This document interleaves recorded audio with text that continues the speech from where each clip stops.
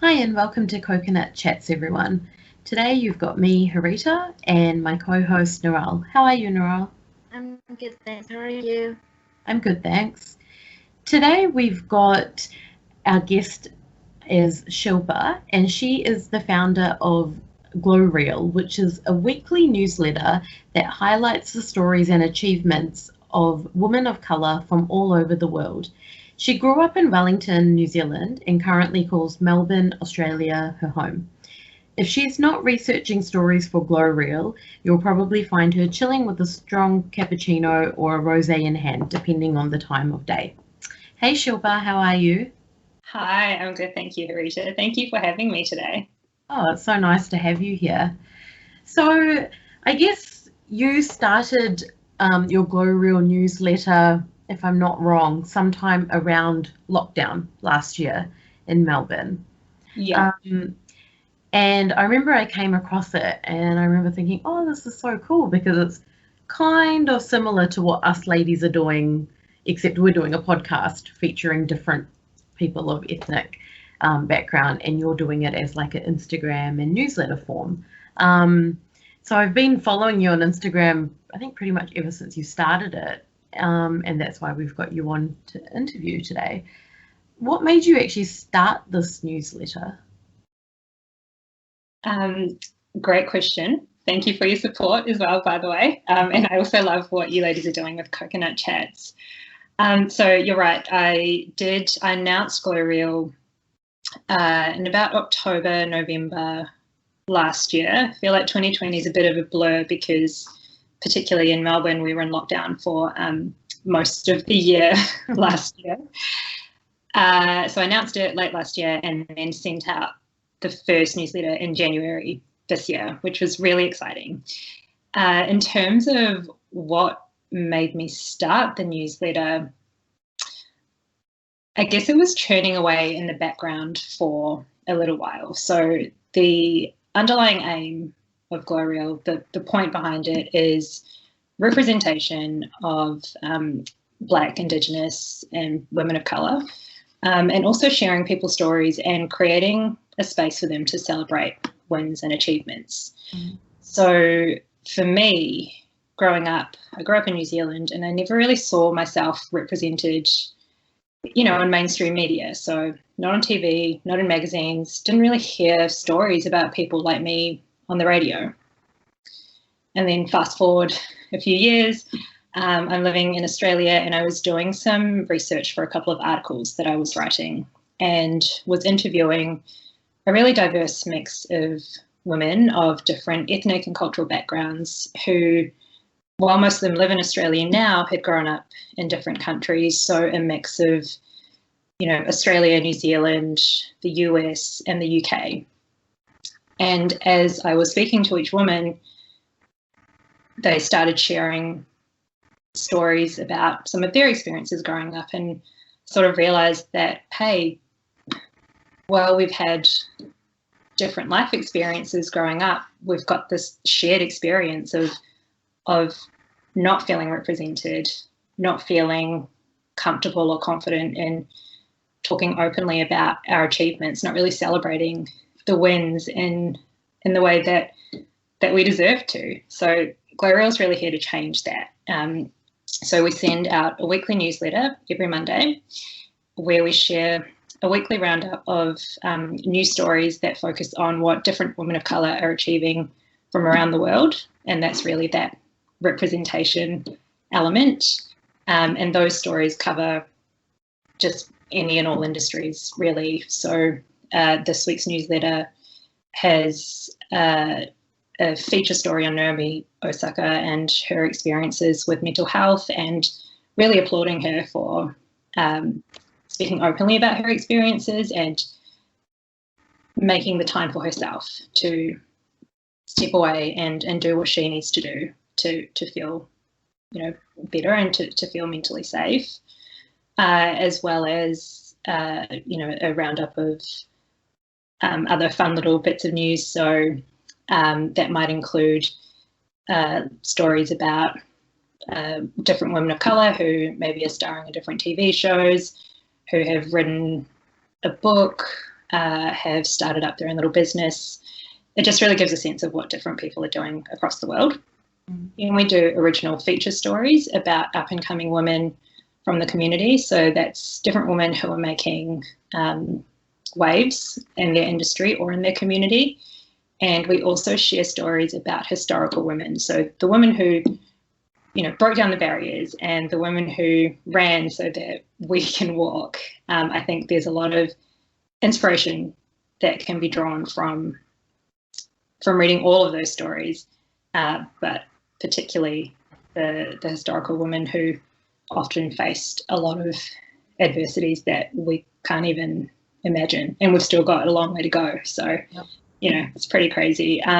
We also share a weekly recommendation, and we rotate that. So it'll rotate between a book to read, or a TV show, or a movie to watch, a recipe to try, or a product to check out. But all of them are obviously women of colour centred. Yeah. Oh, That's so cool. You kind of touched on what I was about to ask next already, but are you able to give an example of the type of people that you feature, or who are your own personal inspirations? Yeah, of course. So in terms of the type of people that we've featured, a lot of different women from all over the world, but I might focus on our community features. So for the community features, we feature a mix of women who are helping people in the community, or women who have started businesses to fill a gap or to make a change in an industry that they're focused on, or women who have channeled their life experiences into their career, into their passion, or into an initiative. So some specific examples, and I'll start with some of the key women that we've included. So Makaya Carr, who started Kurakai during lockdown in New Zealand last year. So Kurakai is a charitable trust that provides freezers to high schools across New Zealand, and then volunteers cook and donate meals to fill up the freezers, and then those meals are provided to young people and families in need in those local communities. We have also done a feature on Dr. Michelle Dickinson, who is also known as Nano Girl, which I thought was a really cool name to go by. Yeah. So we did a feature on her summer program, which helps make science accessible for kids in low socioeconomic areas. Last week, we did a feature on Shawari Naidu, who is a full-time student at Vic Uni in Wellington, and is also the founder of Moraka Menstrual Cups. So Moraka's mission is to make periods cost-effective and sustainable, while also driving open conversations and reducing stigma about periods. And Shawari's really young, so I was blown away. I was like, oh, you've achieved so much. What am I doing with my life? And then some other examples. So we do feature women from all over the world. So some other examples have included Chloe Lewis, who's a Black woman in the UK, and she runs a mentoring collective, which is called the Catalyst Collective, and that focuses on mentoring for young Black women. We've done a feature on Tali Mason and Shanti Wallbridge, who are two Indian women in Australia, and they're shortly about to launch their foundation range through their brand, which is called All Shades Matter Cosmetics. And their foundation is predominantly for people of colour. So they're driven by their experiences of walking into a makeup store and never being able to find a shade that suits their darker skin tones. So they've kind of flipped the switch and are starting out with darker skin tones for their foundation range, making sure that the foundation caters to a range of skin tones and undertones before then potentially growing out the range into lighter shades, which I thought was a really interesting approach to take and unheard of, I think. We also recently did a feature on Celeste Perez and Adrian Borlongan. So they founded Droplet which is an adaptogen spiked sparkling drink company. And they've got different flavours that are targeted for specific functions like healthy immune response, feeling less bloated. And what I thought was really cool with them was they really leaned into their Filipino heritage, where food really is medicine. And that's what has driven how they've created their drinks. And then some of the historical women, again, it's a mix of really incredible women from across the world. But a couple of examples. One of the first women we featured was Junko Tabei, who was the first woman to reach the summit of Mount Everest, which was really cool to learn about her and to do a write-up on her. Amrita Shergill, who is known as one of the greatest avant-garde artists of the early 20th century. And Amina Mohammed. So Amina Mohammed's the current Deputy Secretary General of the UN. And she did a lot of work in the gender equality and sustainability space throughout her career, and is kind of channeling that into her current role. Oh, wow, you've interviewed, well, not interviewed, but featured a lot of people in the last, 6-7 months. So it's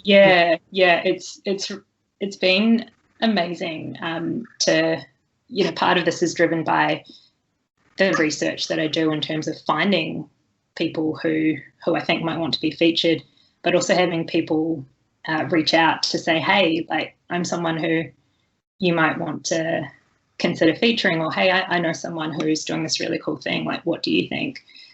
Which is probably one of my favorite things about having started Glowreel. It's really building that community and having a lot of the content be driven by the community. Yeah, and I think that's kind of the similarity that we have with Coconut Chats as well. Like, we will look on Facebook and Instagram and different platforms online for different types of people that we can interview.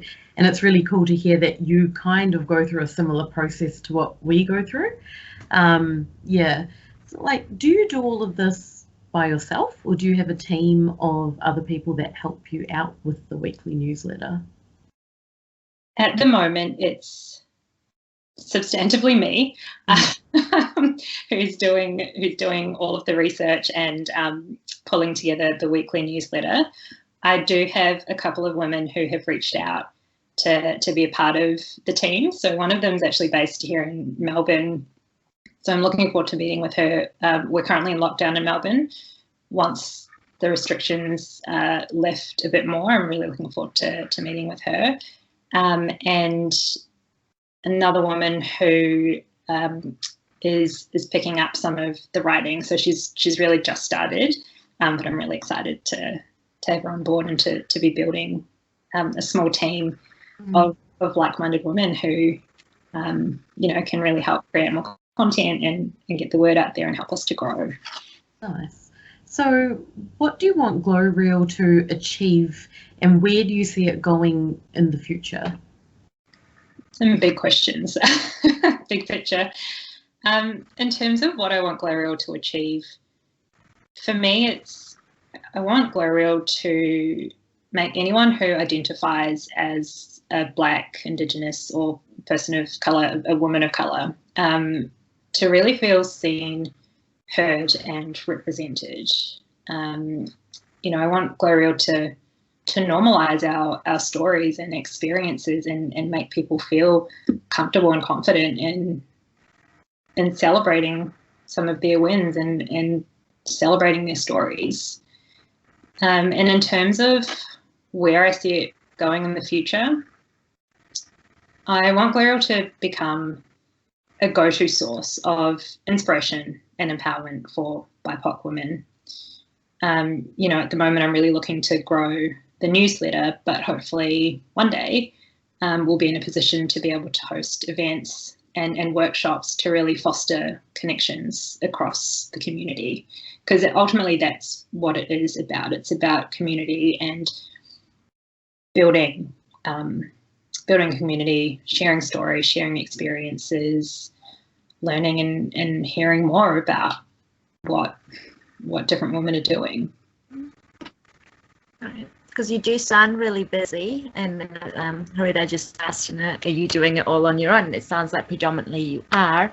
So, and I'm assuming you're also working full time and have your other own commitments too. So what does a day-to-day or regular day for you would look like? Do you kind of cram it all in within 24 hours? Yeah, I'm very big on self-care, so I try not to stretch myself too thin, but you know, sometimes it's easier said than done. So generally for me, this doesn't always happen. I will preface it with this, but I like having some me time in the mornings. So, you know, getting up early enough where I can spend a little bit of time reading whatever book it is that I'm reading at the time, doing some exercise, catching up on the news, and just going through my to-do list for the day. And that will be a combination of, I basically have two separate to-do lists. One's like work to-do list, and then the other one's Glowreel and other commitments to-do list. So then I log into work for the day. And then in the evenings, once I log out of work, I'll dedicate some time to Glowreel at that point, and usually that would include, you know, doing some research, maybe writing up some content, responding to emails, reaching out to different people for features and interviews, or pulling together content for socials. And then, you know, like everyone, just try and chill a little bit in the evenings, watch some Netflix if I can. Yes, yeah. That's good. So other than Glowreel and all the stuff that you do during the day, what else are you passionate about? And is there, I guess, other than the stuff you spoke about earlier, is there anything else that kind of drove you to starting Glowreel, or kind of links in with your passions with Glowreel as well? Yeah. So one of the things I'm really passionate about is skincare. And one of the catalysts for starting Glowreel was I was doing some writing, like just some freelance writing in my spare time in the beauty space, with a particular focus on making sure that the content catered to different skin tones, people of different backgrounds, because I really felt that there was a gap in terms of the content that was out there in mainstream media. So this was my little bit of trying to change some of that and have more stories out there, and, you know, leaning into industry experts to share advice on things that will work for different skin tones. So that was part of what fed into starting Glowreel. But one of the things that I'm really big on with skincare is SPF, and making sure that everyone wears SPF every day. A lot of brown and black people often think, oh, we don't need it because our skin's darker and like don't crack. And as nice as that is, it's not true. I think particularly in New Zealand and Australia, where the sun's rays are so strong. So that's one of the things that I'm always talking to anyone and everyone that I know about is like, have you put on your SPF today? It's really important. Even if you've got darker skin and even if you don't burn, you know, the UVA rays can still affect you and they can still cause cancer. So yeah, sun protection, skincare, something I'm genuinely very passionate about. And then I think I mentioned earlier that self-care is really important to me, and particularly having gone through lockdown for a very long period of time last year, I realized just how important movement and exercise was for me, particularly from a mental health perspective. So that's something I'm really big on. It doesn't matter how much I have on during the day, I'll always make some time for that. So whether that's, you know, getting in a quick workout before work or at lunchtime, doing a yoga stretch or going for a walk in the evenings, that's something I'm really big on for me and also for anyone that's around me. So other than other than all of you know, everything that keeps you busy with Glowreel and just day-to-day stuff, what are some of your favorite women of color founded brands or businesses? And if you've got some favorites, have you featured them on Glowreel yet, or are you going to feature them soon? Yep. So most of my purchases end up being in the skincare beauty space, but also jewelry. I love buying jewelry. So some of my favorite women of color brands across those two spaces with skincare / beauty. There's Zove Beauty, which is a facial tool brand. So Zove does facial rollers and gua sha tools, and I use my facial roller every morning and my gua sha tool every night. They're really relaxing and also help with product absorption in your skin, and also help get rid of any stress headaches, which is a nice fun fact that not many people know. So Zove is founded by Adeline Yek, and Adeline is of Chinese descent, and she's actually a friend of mine. She's amazing, and we have featured Zove in Glowreel previously. Another one is Nila Botanics. So the founder of Nila, Rochelle Curry, she holds a diploma in Ayurveda products. So her products have all been carefully created using like plant-based ingredients. So she does facial oils and hair oils. So we haven't featured her yet, but it is coming, which will be really exciting to read about, I think. Another one, which is, they're pretty big now, I feel like, but Live Tinted, which was founded by Deepika Mutyala. I know who she is. Yeah. So she went viral a few years ago. She did a video on YouTube where she applied red lipstick under her eyes to, get rid of the dark circles underneath her makeup, and she's channeled that into Live Tinted, which is a multicultural driven community and makeup brand. In terms of jewelry, some of my favorite brands are Azal Studios. So that's founded by Azal Khan. She's based in Sydney. She hand makes all of her jewelry and has just recently forayed into women's wear as well. Another one is Made Jewelry, which was founded by Nora Sakija.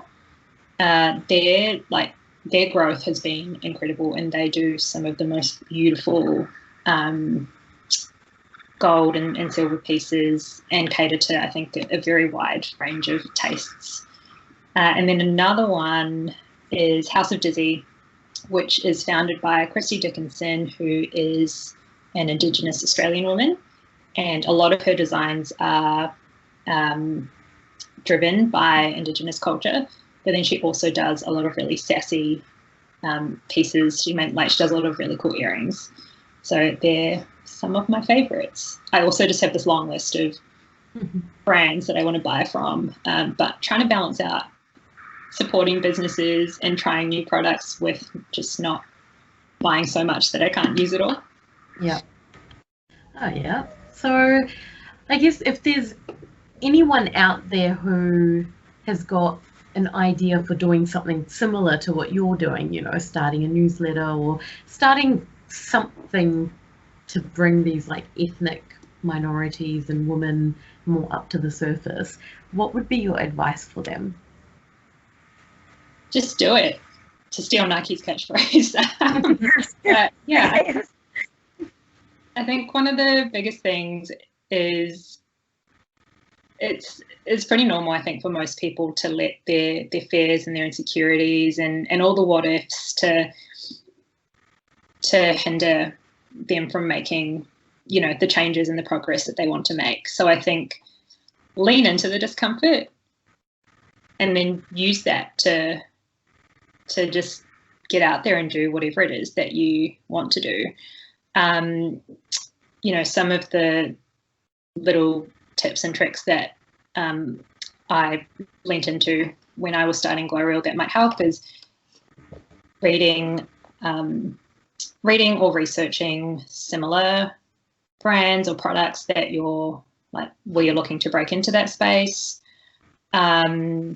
reaching out to people in the industry and seeing if they're happy to have a chat to share any insights, and then bouncing ideas off of, whether it's someone in the industry or some of the people in your trusted network, just to help you navigate your way through. Nice. Well, thank you so much for your time today. It was so mind-boggling just to hear, the type of people that you're featuring and the aim that you've got for Glowreel. And I think it's something that we really need in this world, especially with what the world went through and is still going through with lockdown. And then last year we had, Black Lives Matter, and just 1,000,001 things really happened within such a short amount of time last year. And I think, that's also kind of the reason why we started Coconut Chats. We wanted to just have some type of platform where people could just go to and feel like, yep, that's me, or have a voice for people that are not really spoken for in a way. And I think that's exactly what your newsletter's doing. People can go to it and read it, and they, those minorities can see themselves in these people that you're featuring. And it's really just what we need, so much more of that in this world, because every day on the news is just so much bad stuff happening that we actually need some good stories to read every now and then as well. So keep up the good work, and we can't wait to see who else you feature, and your Instagram page growing and your newsletter subscriptions growing, because then that's what makes it all worthwhile, right? To know that more and more people are reading your newsletter. Thank you for joining us on Coconut Chats, everyone. If you have got any feedback on this episode, or if you've got any ideas for future episodes, or if you would like to be interviewed about something amazing you're doing in this world, let us know. You can message us on Facebook or YouTube, or you can email us at coconutchats@gmail.com, and we will see you next time with another episode. Thank you so much, Shilpa. Thanks, Narelle. See you all next time. Bye. Bye. Thank you.